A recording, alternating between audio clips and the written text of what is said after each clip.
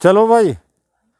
हैं, कल हमने यंग का द्विस्लिट एक्सपेरिमेंट पढ़ा था, ठीक है। फ्रिंज की चौड़ाई निकाली थी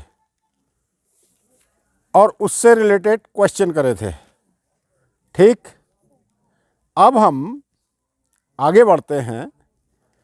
आगे है आपका विवर्तन, उसको कहते हैं डिफ्रैक्शन, ठीक है। डिफ्रैक्शन का अर्थ सुनना पहले। बिल्कुल साधारण भाषा में डिफ्रैक्शन होता क्या है, लिखिए। विवर्तन डैश करके लिखिए। जब ध्वनि तरंगें या प्रकाश तरंगें किसी माध्यम में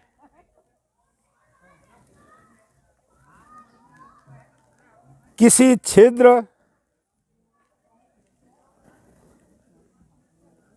या दरार से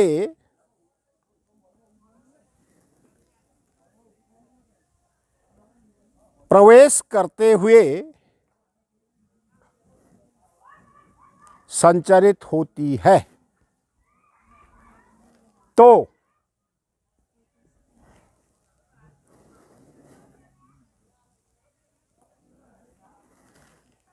दरार या झिर्री के किनारों से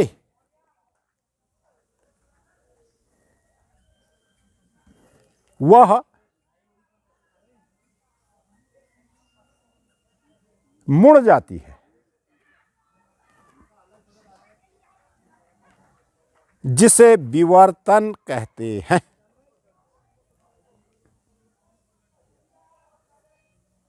अर्थात किसी झिर्री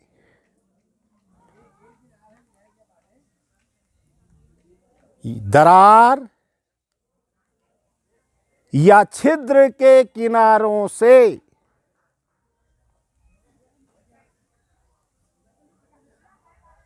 ध्वनि तरंगों व प्रकाश तरंगों के मुड़ने की क्रिया को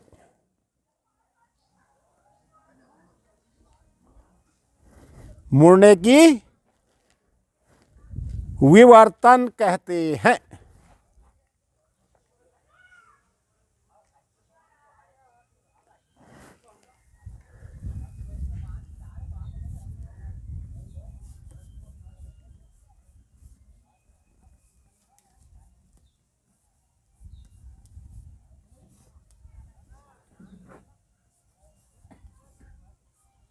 नंबर ए लिखिए, ध्वनि तरंगों के लिए विवर्तन।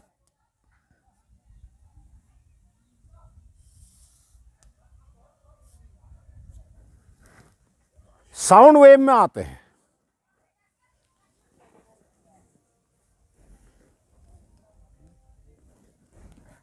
लिखो, ध्वनि तरंगों में विवर्तन के लिए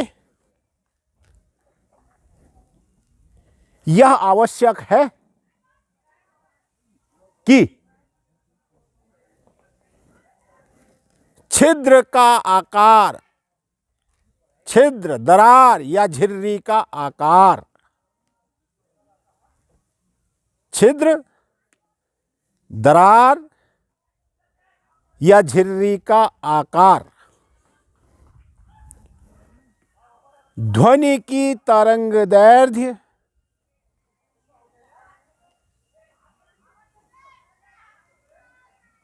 के बराबर कम से कम होना चाहिए। कम से कम ध्वनि की जो तरंगदैर्घ्य है उसके बराबर होना चाहिए। किसका आकार? वो छिद्र है, जो दरार है, झिर्री है, उसका जो आकार है वो ध्वनि की तरंगदैर्घ्य के बराबर होना चाहिए भाई। अब इसका उदाहरण समझ लेते हैं। मैं किसी कमरे के अंदर हूं, खिड़की दरवाजे सब बंद, आपने मुझे बाहर से आवाज दी, हेलो सर,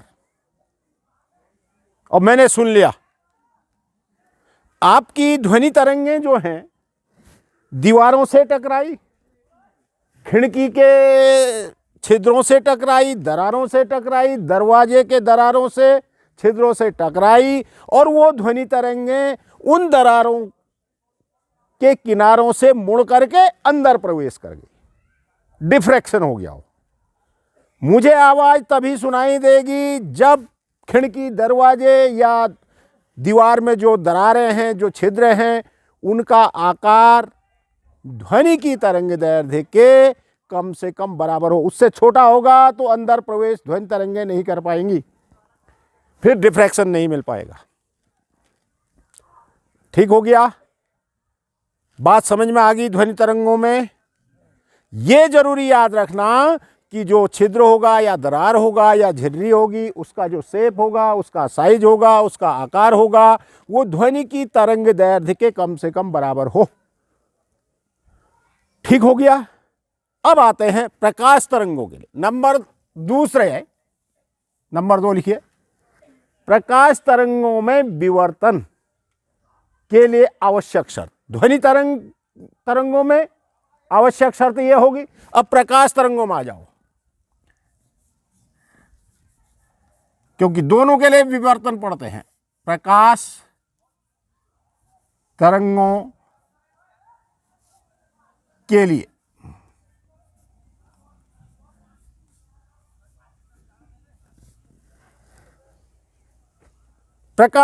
के लिए विवर्तन को समझिए भाई।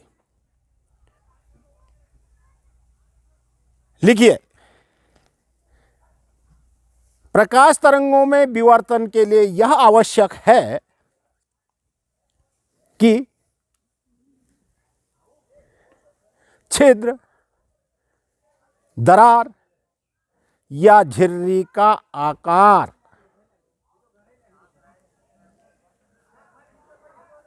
कम से कम प्रकाश की तरंग दैर्ध्य के बराबर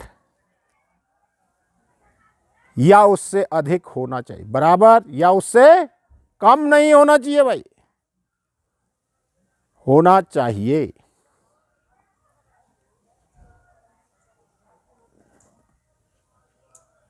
ये 1 नंबर में पूछा भी जाता है। अब सुन लीजिए थोड़ा ध्यान से। प्रकाश तरंगों में व्यतिकरण का भी एक एग्जाम्पल लेते हैं। पहले क्या होता था, 80 से पहले तक बिजली गांव में नहीं थी। हम लोग किसका यूज करते थे? हमारे बुजुर्ग लोग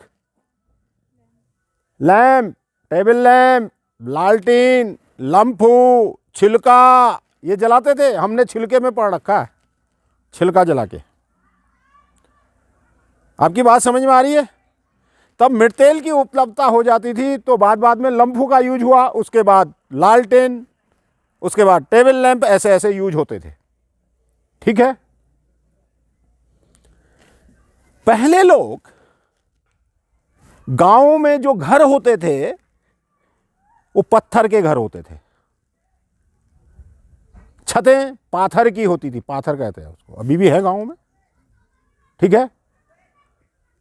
और पत्थर की मोटी दीवारें होती थी।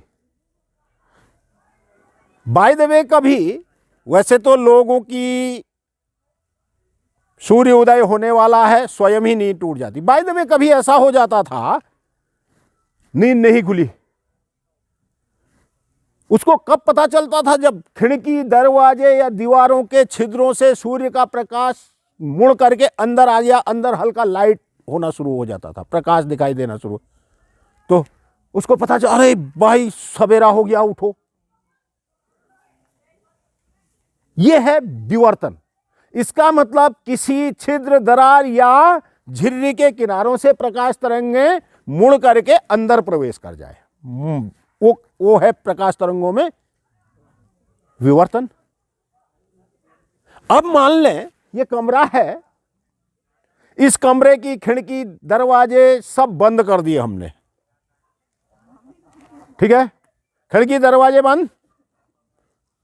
अब मैं अंदर बैठा हूं तो मुझे कमरे के अंदर कुछ न कुछ प्रकाश दिखाई देगा, एकदम डार्क नहीं होगा। इसका मतलब सूर्य का प्रकाश, टिन में छिद्र हैं, दीवारों में दरार हैं, खिड़कियों में दरार हैं, दरवाजों में दरार हैं, उन दरारों के, उन छिद्रों के किनारों से मुड़ करके कहीं न कहीं से अंदर प्रवेश कर जा रहा है।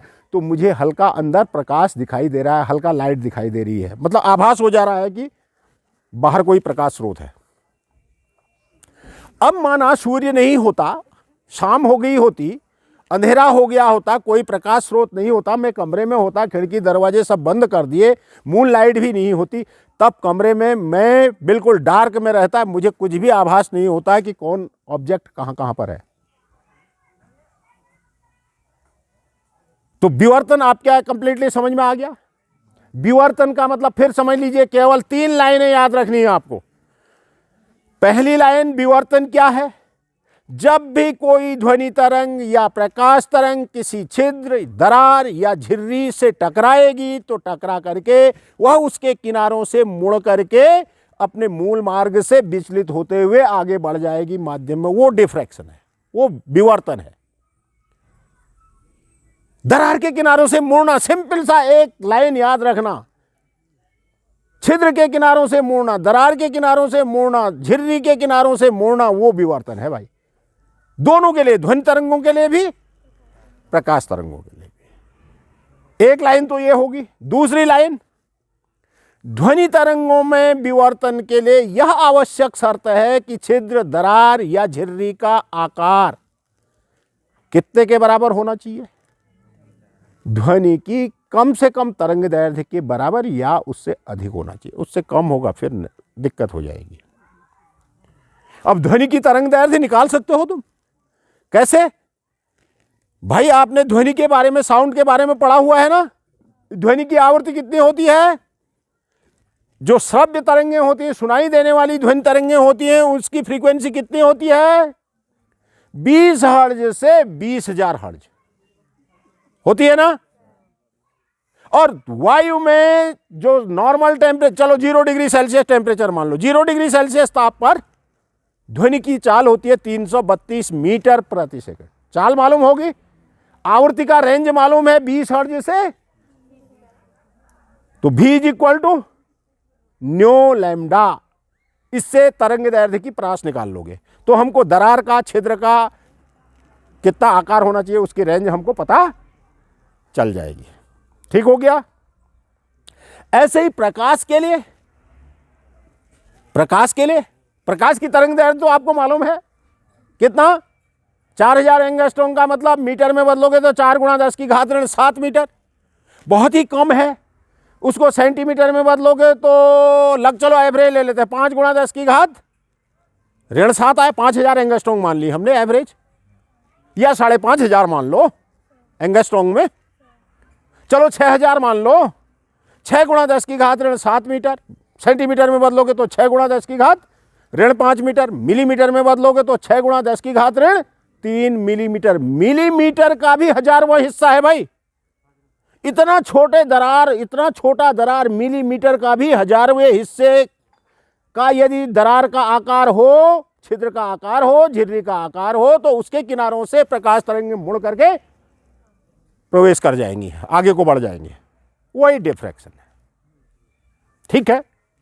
अब क्या है, विवर्तन में एक सिंगल स्लिट एक्सपेरिमेंट है, उसको मैं डिटेल से नहीं बता रहा हूं आपको, क्योंकि वो एग्जाम में इस बार तो कम से कम नहीं आएगा।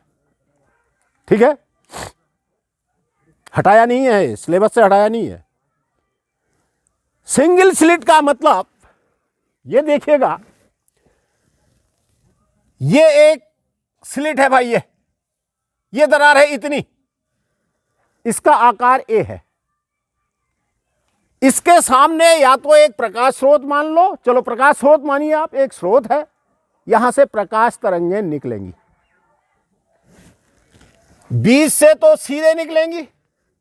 ये प्रकाश तरंगें यदि किनारे से चलेंगी तो मुड़ना शुरू हो जाएगी। पहले बिना मुड़े देखना, ये चली प्रकाश तरंग लेंस पर पड़ी, एक कॉन्वेक्स लेंस मैंने रखा है और फिर पर्दा रखा है, ये प्रकाश तरंगें यहां पर मिल गई, यहां पर विवर्तन का रूप दिखाई देगा। ठीक है, अब इस दरार के किनारे से प्रकाश तरंग का मुड़ना शुरू हुआ, इस किनारे से भी। अब ये सीधे न चल करके कितना कोण, कितना एंगुलर डिस्प्लेसमेंट हुआ, थीटा, मुड़ गई, ये मुड़ी लेंस पर पड़ी, ऐसे यहां से भी मुड़ी लेंस पर पड़ी, और फिर हमको विवर्तन का जो रूप है वो कहां पर मिलेगा, इस ओ डैश पर मिलेगा। अब इस पर्दे के मध्य बिंदु जहां पर हमको विवर्तन का रूप मिल रहा है, यहां पर इसका आकार निकालना है तो हमको फिर से पथों का अंतर निकालना पड़ेगा। क्या निकालना पड़ेगा, यहां से देखना, ये इसको इस किनारे वाला S1 मान लो, इस किनारे वाला S2 मान लो, यहां से ये पथ का अंतर और ये पथ का अंतर, ये सीधा सा आ जाता है, माना इसका आकार ए है तो a sine theta is equal to, यदि क्या मिल रहा हो, विनाशी व्यतिकरण का केस मिल रहा हो, तीव्रता न्यूनतम हो, तो a sine theta is equal to क्या मिलेगा, विनाशी का केस है। देखो व्यतिकरण में जो संपोषी का केस होता है, यहां विनाशी का केस होता है, यह हो जाएगा एन लैम्डा। किसके लिए, न्यूनतम, अब विनाशी तो नहीं कहेंगे, न्यूनतम तीव्रता के लिए।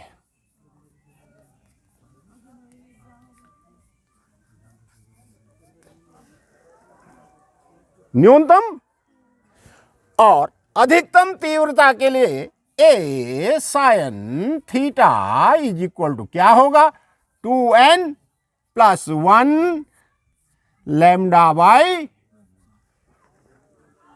ये होगा अधिकतम तीव्रता के लिए, अधिकतम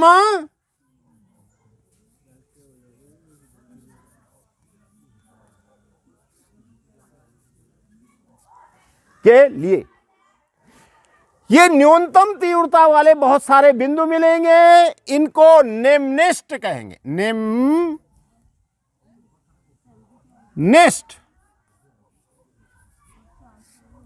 जहां जहां पर न्यूनतम तीव्रताएं मिलेंगी वो बिंदु कहलाएंगे निम्निष्ट, और जहां जहां तीव्रता अधिक मिलेंगी उसको कहेंगे उच्चिष्ट। उच्चिष्ट क्या मिलते हैं इसमें, निम्निष्ट। और आप जरा ध्यान से सुनना,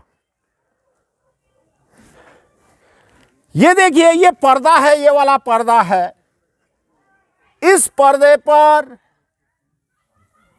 ये बड़ा सा तीव्रता है, इसको कहते हैं, ये वाला जो है, ये यहां पर आयाम और तीव्रता अधिकतम है, इसको कहते हैं केंद्रीय उच्चिष्ट। केंद्रीय उच्चिष्ट सेंट्रल मैक्सिमा कहलाता है। Intensity maxima minima, maxima minima, जो केंद्र में बिंदु होगा वो सेंट्रल मैक्सिमा हुआ, वहां पर तीव्रता सबसे अधिक। उसके बाद क्या होगा, इसके दोनों ओर ऊपर को और नीचे चलेंगे, दोनों तरफ चलेंगे तो क्या होगी, तीव्रता न्यूनतम, फिर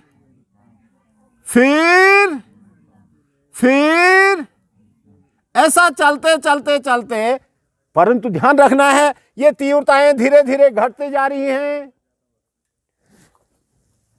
ये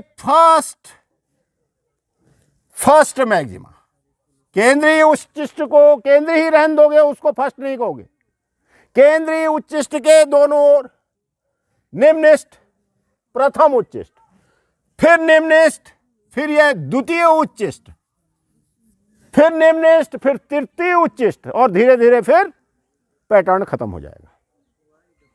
और पहले ये वाला यहां पर आयाम, ये फर्स्ट मिनिमा, ये वाला सेकेंड मिनिमा, फिर ऐसे ही थर्ड मिनिमा अप टू सो। ऐसे ही दूसरी ओर आइए, केंद्रीय उच्चिष्ट के दोनों ओर, केंद्रीय उच्चिष्ट के दूसरी तरफ चलेंगे। तीव्रता न्यूनतम, ये फर्स्ट मिनिमा, प्रथम निम्निष्ट, और ये प्रथम उच्चिष्ट। ऊपर की ओर जो लिखे हैं मैंने उच्चिष्ट लिखे हैं, जहां पर एम्पलीट्यूड मैक्सिमम है, जहां मिनिमम है वहां निम्निष्ट। फिर निम्निष्ट सेकेंड मिनिमा, फिर अधिकतम सेकेंड मैक्सिमम। पर्दे पर हमको केंद्र में प्रकाश की तीव्रता अधिकतम मिलेगी, जिसको हम केंद्रीय उच्चिष्ट कहेंगे, सेंट्रल मैक्सिमा कहेंगे। उस सेंट्रल मैक्सिमा के दोनों ओर क्रमशः क्या होगा, तीव्रता घटेगी बढ़ेगी, फिर घटेगी फिर बढ़ेगी, और धीरे धीरे समाप्त हो जाएगी।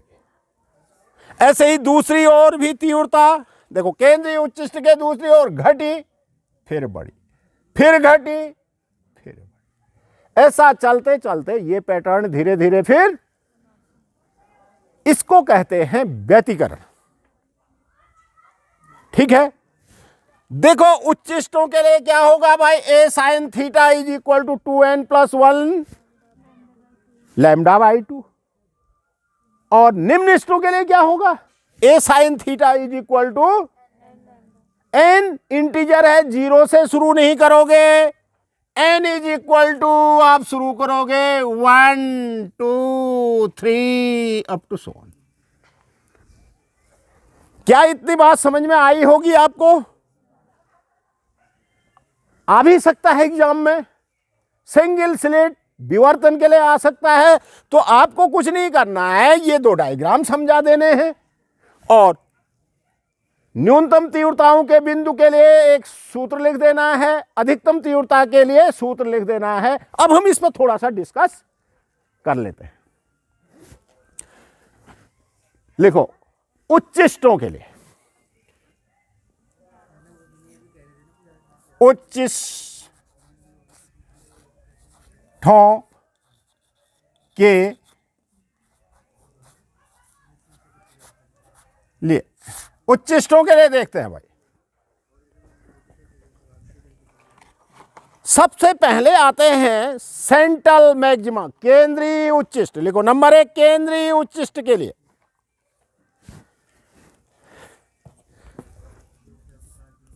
केंद्रीय उच्चिष्ट के लिए n इज इक्वल टू 1 रखो, n इज इक्वल टू, सुनो मेरी बात पहले, ये थीटा बहुत छोटा एंगल होता है, sine theta is equal to theta भी मान सकते हो आप। ठीक है, ऐसा ही रहने दीजिए आप। अभी जब आवश्यकता पड़ेगी क्वेश्चन इसमें होंगे नहीं, एक आध क्वेश्चन होंगे आपकी बुक में, सिंपल से हो जाएंगे। n इज इक्वल टू 1 रख दिया। आइए फिर अधिकतम तीव्रता का केस यह है। उच्चिष्टों के लिए क्या लिख दें, a sine theta is equal to 2n+1 lambda upon 2। अब सेंट्रल मैक्सिमा पे आए, फिर केंद्रीय उच्चिष्ट, प्रथम उच्चिष्ट लिखा है ना आपने, उसको प्रथम नहीं केंद्रीय लिखना। केंद्रीय पहले वाले को क्या कहोगे, इसमें n बराबर 1 रखोगे, वो central maxima, n is equal to 1। तो a sine theta is equal to 2 1 कम 2 1 3 3 लैम्डा बाई 2। यहां पर मिलेगा 3 लैम्डा बाई। अब आओ प्रथम उच्चिष्ट के लिए n बराबर 2 रखो। प्रथम उच्चिष्ट ये है, यहां देखो, या ये है, इस तरफ आओगे तो ये है, उस तरफ जाओगे तो पर्दे के दोनों ओर जाओगे ना। वो n बराबर कितना रखोगे, तो a sine theta is equal to 5 lambda upon 2। बस इतना ही ध्यान रखना है आपका 5/2। एक और लिख लो, द्वितीय उच्चिष्ट के लिए n बराबर 3 रखो, तो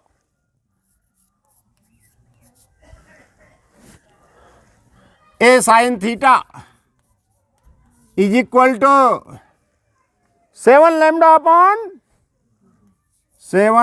अपॉन ऐसे चलता रहेगा। इसका मतलब उच्चिष्टों की स्थिति हमको कहां पर, किन किन बिंदुओं पर मिलेगी पर्दे के? 3 λ/2, 5 λ/2, λ/2 पे नहीं मिलेगी, ध्यान रखना। 3 λ/2, 5 λ/2, 7 λ/2, 9 λ/2 अप टू 7। और जो पहला उच्चिष्ट होगा उसको पहला नहीं कहेंगे बल्कि केंद्रीय उच्चिष्ट कहेंगे। केंद्रीय उच्चिष्ट के बाद जो भी मिलेंगे उसको प्रथम, द्वितीय, तृतीय ऐसा कहेंगे। बात क्लियर? आइए अब किसमें?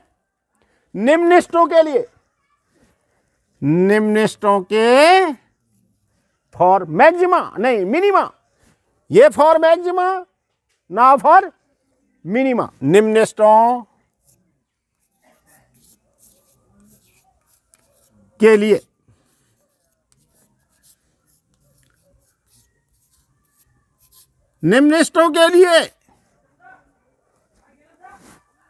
क्या यूज करेंगे? a sin theta is equal to n lambda. निम्निष्टों के लिए ये है और उच्चिष्टों के लिए है ये। ए क्या है? छिद्र का आकार, दरार का size of the slit. Theta angular, कितना मुड़ा, कितने कोण पर मुड़ी प्रकाश तरंग है या ध्वनि तरंग है।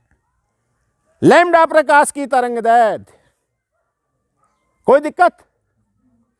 अच्छा, परंतु आपने जब व्यतिकरण पढ़ा था, इंटरफेरेंस पढ़ा था, तो अधिकतम और अधिकतम तीव्रता आयाम के केस में क्या लिया था? पथांतर लिया था। यह पथांतर ही है कायदे से। पथांतर क्या लिया था जी? अरे भाई, संपोषी व्यतिकरण के लिए पथांतर लिया था। 0 लैम्डा, 2 लैम्डा, 3 लैम्डा ऐसा लिया था कि नहीं? नहीं लिया था क्या? और न्यूनतम तीव्रताओं के लिए क्या लिया था पथांतर? 2n + 1 λ/2 लिया था कि नहीं? पथांतर 2n + 1 λ/2 लिया था। विनाशी व्यतिकरण के लिए पथांतर n लैम्डा लिया था। यहां पथांतर इसका उल्टा आ रहा है भाई, ये थोड़ा सा ध्यान रख लेना। अब प्रथम फर्स्ट निम्निष्ट, देखो केंद्रीय निम्निष्ट नहीं मिलता है। फर्स्ट निम्निष्ट के लिए n इज इक्वल टू फिर वही 1 रख दो, क्या मिल जाएगा? n इज इक्वल टू 1 रखोगे तो a sin theta is equal to lambda. ये वाला है, ये वाला है, ये है सेकेंड मिनिमा। आओ, n इज इक्वल टू 2 रखो, क्या आ जाएगा? क्या आएगा? 2 लैम्डा। बस 0 हटा देना है इसमें से। Lambda, 2 lambda, 3 lambda up to so on. ये आ गया a sin theta is equal to, और ऐसे ही third minima 3 lambda. a sin theta is equal to, diffraction आपकी समझ में आ गया। अब लिखिए एक फ्रेनल डिस्टेंस, एक है फ्रेनल दूरी। लिखो फ्रेनल दूरी, फ्रेनल।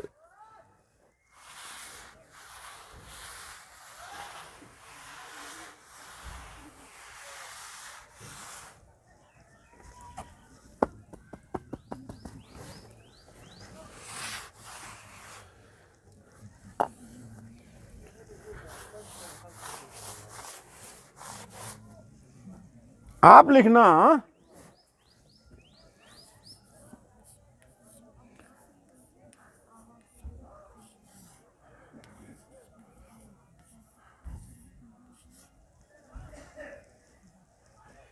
फ्रेनल दूरी।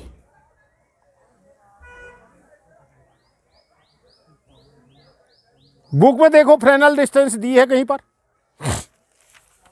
विवर्तन में आइए फ्रेनल डिस्टेंस दिया है।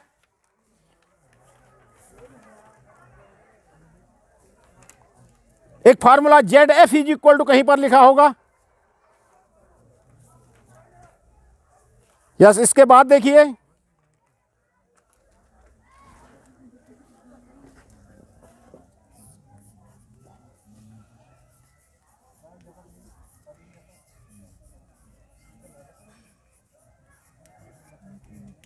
मिला भाई आपको क्या?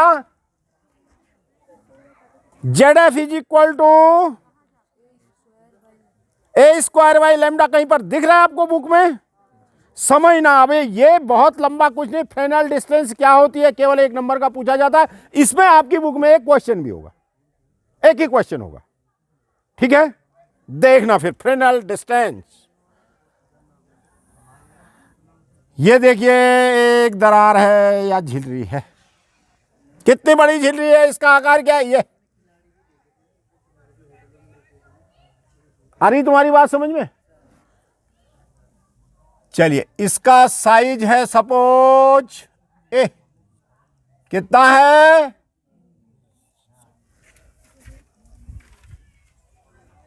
पहले समझ लीजिए फिर एक लाइन लिखोगे। तरंगे आई, ध्वनि तरंगे या प्रकाश तरंग। चलिए प्रकाश तरंग आई भाई, एक ऊपर के किनारे से, झिल्ली के ऊपर के किनारे से भेजो, एक नीचे से भेजिए।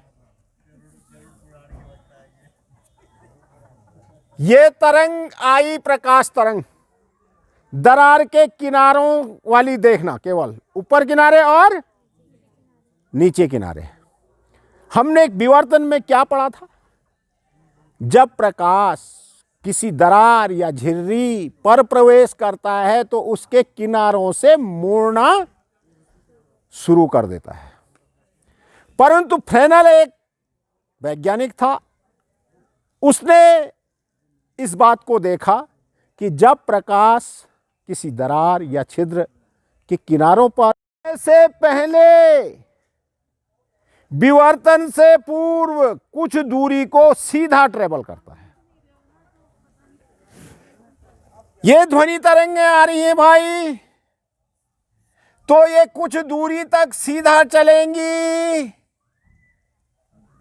कुछ दूरी तक सीधा चलेंगी, उसके बाद तो जितना दूरी ये सीधा चलती है वही फ्रेनल डिस्टेंस कहलाती है। यहां तक, इतनी डिस्टेंस तक, इतनी डिस्टेंस तक ये प्रकाश तरंगें सीधी चली, उसके बाद मुड़ गई, फैल गई। ये जो लीनियर डिस्टेंस है, रेखीय दूरी है, इसी को क्या कहते हैं? अब एक लाइन लिख दो, फिर लिखो फ्रेनल के अनुसार जब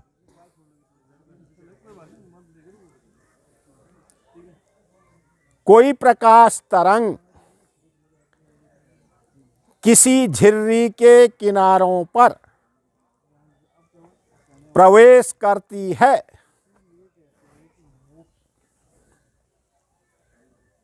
तो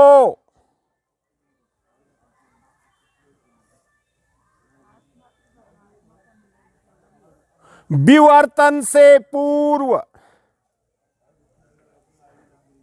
विवर्तन से प्रकाश तरंगों के द्वारा चली गई रेखीय दूरी को फ्रेनल दूरी कहते हैं।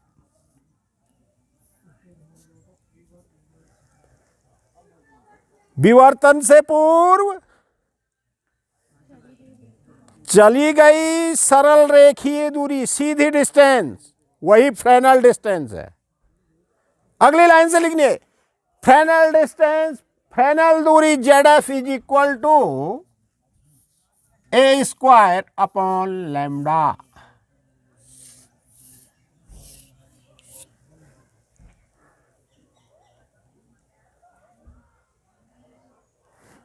ये अगला नंबर डालना, ये अगला नंबर डालना, ये अगला नंबर डालना, ठीक है। उच्चिष्टों के लिए जो सूत्र लिखा है उसको अगला नंबर डालिए, 9 हो गया होगा। निम्निष्टों के लिए जो सूत्र आया है उसको नंबर 10 डालो और फ्रेनल डिस्टेंस को नंबर 11 डालो। अब देखिए, जहां ए बराबर लिख लो, ए इज इक्वल टू झिर्री का आकार, दरार का, और लैम्डा इज इक्वल टू प्रकाश की तरंग दैर्घ्य। अब सुनिए, लगभग हम पाठ के अंतिम में हैं, अंत भाग में हैं। अब हम आएंगे प्रकाश का ध्रुवण। प्रकाश के बारे में पढ़ लिया है। प्रकाश क्या मतलब, विद्युत चुंबकीय तरंगें, पूरा पाठ पढ़ा भाई, ये ध्यान रखना, पूरा चैप्टर पढ़ाना। उस विद्युत चुंबकीय तरंग में एक भाग था प्रकाश, दृश्य प्रकाश था। दृश्य प्रकाश 3800 एंगस्ट्रॉम से लेकर के उसकी तरंग दैर्घ्य थी 7800 एंगस्ट्रॉम तक। हमने आपसे कहा है याद रखने के लिए 4000 एंगस्ट्रॉम से 8000 एंगस्ट्रॉम मान लीजिए। और दृश्य प्रकाश में 7 रंग होते हैं। स्पेक्ट्रम भी हमने पढ़े, कलर्स, विबजॉर हमने पढ़ा, VIBGYOR। बैगनी की तरंग दैर्घ्य 4000 एंगस्ट्रॉम के आसपास और रेड की 8000 के आसपास। यहां 4000 से 8000 तक फैला हुआ है, ठीक हो गया। जब हम विद्युत चुंबकीय तरंगों को पढ़ रहे थे तो हमने मैक्सवेल की थ्योरी पढ़ी, ऑनलाइन पढ़ा है, पूरा चैप्टर आपका यूट्यूब में लोड है। विद्युत चुंबकीय तरंगों तक पूरा का पूरा लोड है आपका यूट्यूब के चैनल में। जो भूल गए होंगे उसको रिपीट कर लेना, ठीक है।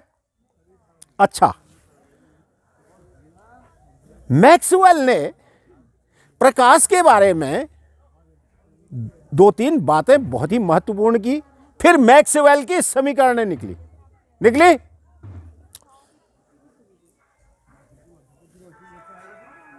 तो मैक्सवेल ने कहा क्या, प्रकाश में 3 चीजें होती हैं, विद्युत क्षेत्र वेक्टर, चुंबकीय क्षेत्र वेक्टर, तरंग संचरण वेक्टर, ठीक है। और फिर उसने थ्योरी दी कि ये तीनों एक दूसरे के लंबवत चलेंगे। जिस दिशा में प्रकाश चलेगा विद्युत क्षेत्र और चुंबकीय क्षेत्र दोनों वेक्टर उसके परपेंडिकुलर होंगे और आपस में भी लंबवत होंगे। आज के लिए इतना ही, शेष कल।